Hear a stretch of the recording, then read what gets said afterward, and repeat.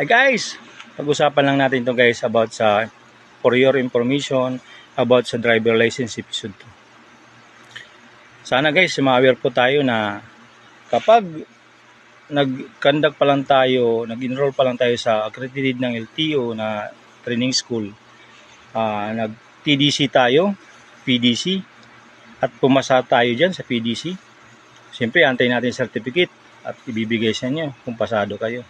So, either mag-i-enroll ulit. Pagkuha nun, pupunta kayo para kumuha ng student permit. After a month, nakuha mo na yan, requirements, pabalik ka para kumuha either ng pro or professional na license. Pagka binigay sa inyo guys, 5 years lang validity yun. Baka asahan natin 10 years. 10 years lang yan pag nag-renewal na after 5 years. At pag renew, wala silang violation kay LTO at kay MMDA, 10 years na po ang ibibigay sa niya. Dito yung guys makikita yung validity. Yan. Tapat ng license number yan. Yan. Kaya i-check po natin, double check ba, kaya pagkakuha nyo, hindi nyo na tinignan yan.